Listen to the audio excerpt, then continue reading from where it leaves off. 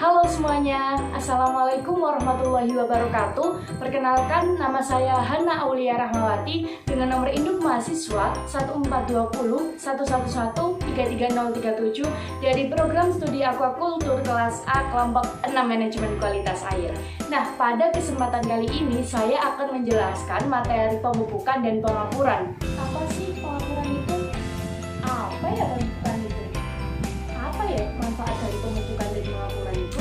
Nah, untuk mengetahui lebih dalam lagi mengenai pemupukan dan pengapuran, maka dari itu simak video ini baik-baik ya.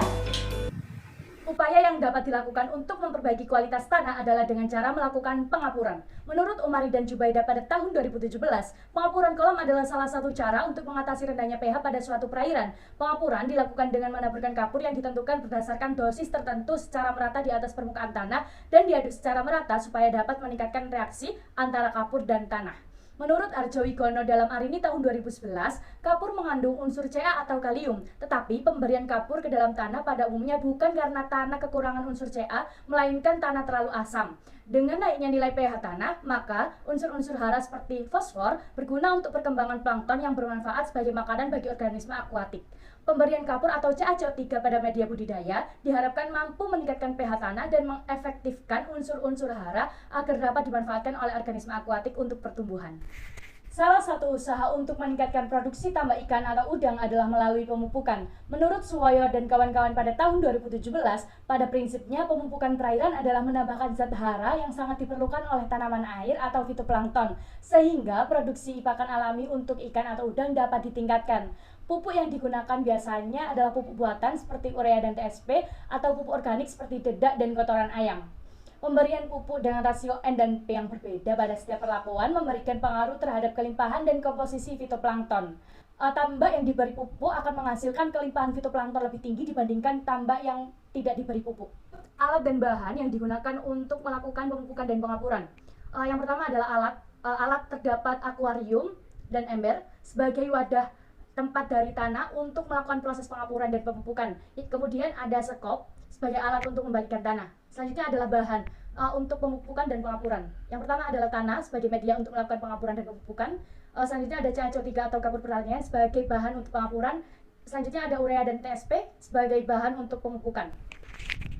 Berikut, saya akan menjelaskan cara kerja dari praktikum pemupukan dan pengapuran. Yang pertama, tanah dimasukkan ke dalam akuarium kurang lebih 10 cm tebalnya. Yang kedua, balik tanah tersebut menggunakan skop. Yang ketiga, jemur selama 3-5 hari sampai tanah tersebut pecah-pecah. Yang keempat, masukkan air dengan ketinggian kurang lebih 50 cm selama 1-2 hari.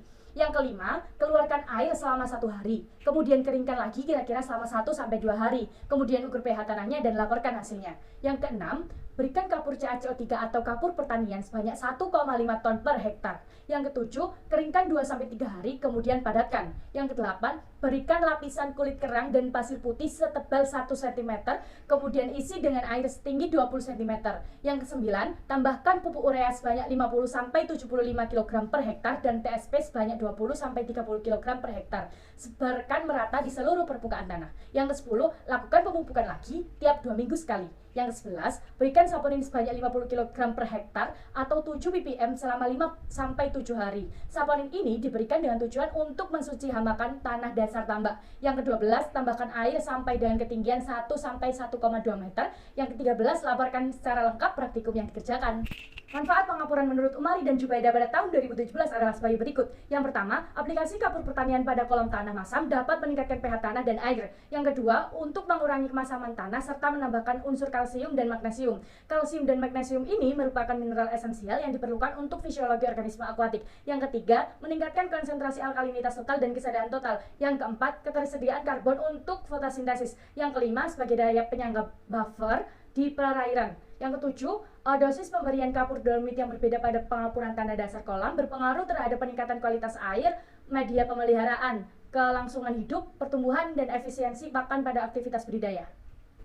Manfaat pemupukan menurut Suwaya dan kawan-kawan pada tahun 2017 adalah sebagai berikut. Yang pertama, pemupukan tanah dasar akan menyebabkan dasar tambak menjadi subur sehingga tanaman air atau fitoplankton, khususnya alga biru, dapat tumbuh dengan baik. Kesuburan akan menurun seiring dengan bertambahnya masa pemeliharaan. Oleh karena itu, kesuburan air tambak ini sebaiknya dipantau pula agar dapat diketahui kapan waktu yang tepat untuk dilakukan pemupukan ulang. Yang kedua, menciptakan suhu pH yang optimal dengan indikasi perubahan kecerahan air. Yang ketiga, pemberian pupuk pada tambak budidaya ini dilakukan untuk menumbuhkan pakan alami berupa fitoplankton atau zooplankton yang akan berpengaruh secara langsung pada biomasa ikan.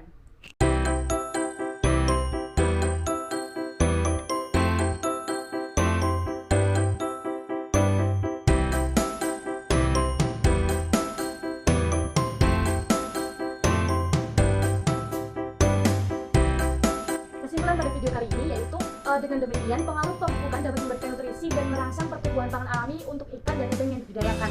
Sedangkan pengaruh pengapuran dapat meningkatkan pH tanah dan pH asam hingga pH optimal yang sesuai untuk mendukung kelanjutan ikan atau udang yang dibudidayakan. Sekian video dari Praktikum Manajemen Kualitas Air kali ini. Sebelumnya saya ucapkan terima kasih banyak kepada